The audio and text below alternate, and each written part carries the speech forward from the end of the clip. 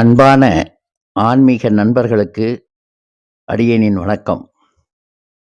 தெரிந்த மருத்துவம் தெரியாத ரகசியத்தில் இது ஒரு தெரியாத ரகசியம் ஒன்றை சொல்ல இருக்கின்றேன்.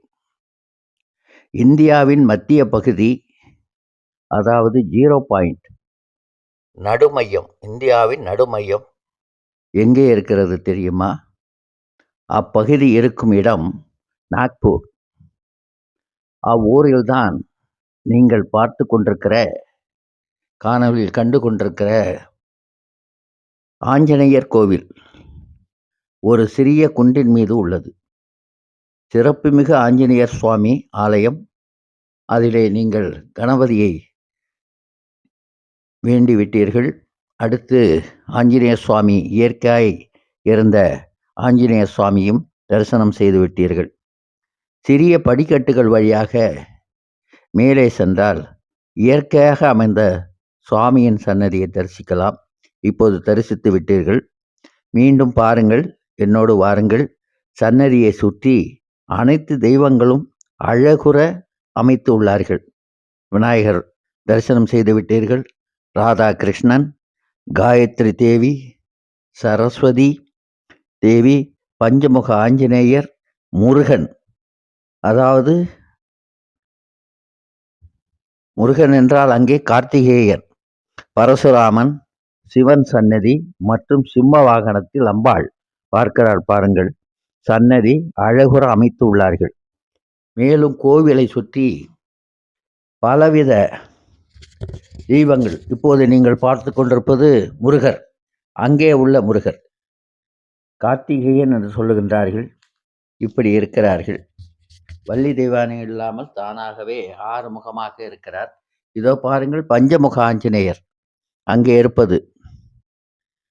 பஞ்சமுக ஆஞ்சநேயரை தரிசனம் செய்துவிட்டால் காயத்ரி தேவி பாருங்கள், காயத்ரி அம்பாள் காயத்ரி. மேலும் பகவான் ஸ்ரீ பரசுராமர், பரசுராமர் கேள்விப்பட்டிருப்பீர்கள். அவருக்கும் இங்கே அழகுற ஒரு சன்னதி. அழகாக கபில மகாராஜ் என்ற அவருக்கும் ஒரு அற்புதமான சன்னதி உள்ளது. கண்ணன், சீதை, ராமர், சீதை, கௌரி சங்கர், இப்படி பல விதமான அழகுற அமைந்த சன்னதிகள் இங்கே இருக்கிறது. மிகவும் கண்ணுக்கு இனிமையாக அப்படிப்பட்ட ஒரு அழகான தெய்வம். பாருங்கள், சரஸ்வதி தேவியை எப்படி வச்சிருக்கிறார்கள் பாருங்கள். சரஸ்வதி சன்னதி இது அற்புதமாக இருக்கிறது. அங்கே ஞானங்களை தரும் காயத்ரி பாருங்க, காயத்ரி எப்படி இருக்கிறாங்க பாருங்க. இப்படிப்பட்ட அழகு சிலைகளை அங்கே அமைத்திருக்கிறார்கள். தெய்வ கடாட்சமும் அழகும் சிறப்பாக உள்ளது. இந்த சன்னதி ஒன்றிலேயே நாம் மேலே சென்று வந்தால் இந்த பரசுராமர், அடுத்து நான்முகன், எல்லாரையும் தரிசிக்கலாம். பாருங்க, கண்ணனும் ராதையும் எவ்வளோ அழகாக குழல் ஊதுகிறார். குழல் ஊதும் கண்ணனுக்கு என்று பாடத் தோன்றுகிறதல்லவா? அப்படிப்பட்ட அழகான சன்னதி அங்கே. பிரிய மனமில்லாமல் அங்கே இருக்கின்ற இந்த தலவரிஷத்தை பார்த்துவிட்டு அப்படியே அந்த படிகளில் நாம் இறங்கி வந்தால் ஜெய் ஸ்ரீராம், ஜெய் ஸ்ரீராம், ஜெய் ஸ்ரீராம் என்று அடிவாரத்துக்கு வந்துவிட்டால் அங்கே கைவண்ணம் அங்கே கண்டது ஒரு பூமாலைகள். அந்த பூமாலையிலே அவர்கள் பாருங்கள், அந்த சின்ன சின்ன பூ என்ன தெரியுமா? எருக்கன் பூ. எருக்கன் பூவிலே இப்படி ஒரு அழகான வேலை மெனக்கெட்டு கோர்த்து மிக அற்புதமாக கட்டியிருக்கிறார்கள். சுவாமிக்கு சன்னதிக்கு போக மிக எளிய முறையில் இருக்கிறார்கள். பாருங்க, அப்படியே எருக்கன் பூ. இது வெள்ளை எருக்கன், நீல எருக்கன் என்றெல்லாம் இல்லை, நீல எருக்கனே தான் இதில் இருக்கிறது. இதைவிட என்னவென்றால் அந்த எருக்கிளையை, அந்த இலையிலே ஸ்ரீராம் ஸ்ரீராம், ராம் ராம் ராம் என்று எழுதப்பட்டு அதையும் மாலை வடிவிலே கோர்த்து சாமிக்கு தருகிறார்கள். அங்கே உள்ளவர்கள் இப்படிப்பட்ட மாலைகளை சாமிகளுக்கு பாருங்கள்.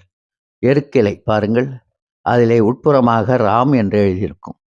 அது ஆஞ்சநேயர் கோயிலே படைக்கின்ற ஒரு அற்புதமான ஒரு செயலாக இந்த மக்களாலே இருக்கிறது. கிட்டத்தட்ட சுவாமி சன்னதியை பார்ப்பது போலவே இந்த பூக்களின் அலங்காரத்தையும், இந்த பூக்களை இவ்வளவு அழகாக கட்டி, அதன் வழியாக ஜீவனம் பண்ணுகின்ற மக்களையும் அதிக நேரம் பார்க்க வேண்டிய ஒரு சூழல் ஏற்பட்டது. அப்படிப்பட்ட ஒரு அலங்காரம், அப்படிப்பட்ட ஒரு அதிசயம், அழகு பாருங்கள் எப்படி அழகாக கட்டியிருக்கிறார்கள் பாருங்கள். அப்படிப்பட்ட நாக்பூர் மக்கள் அந்த ஆஞ்சநேயரை நினைத்து அதன் வழியாக இந்த சேவை செய்து பலன் காணுகின்றார்கள். பாருங்கள், எருக்கிலை ராம் ராம் என்று எழுதப்பட்டிருக்கிறது பாருங்கள். அப்படிப்பட்ட ஒரு பக்திபூர்வமான ஒரு இடத்திலே நாங்கள் சென்று வந்தோம். இந்தியாவின் மத்திய பகுதி, அப்படிப்பட்ட ஒரு பகுதிக்கு அருகிலே இந்த ஆஞ்சநேயர் சன்னதி இருக்கிறது. டூரிஸ்ட் எல்லாம் ரொம்ப பேர் இதை அழைச்சிக்கிட்டு போகிறாங்க. நீங்களும் முடிந்தால் சென்று சாமியை தரிசனம் செய்து பயன்பெறலாம்.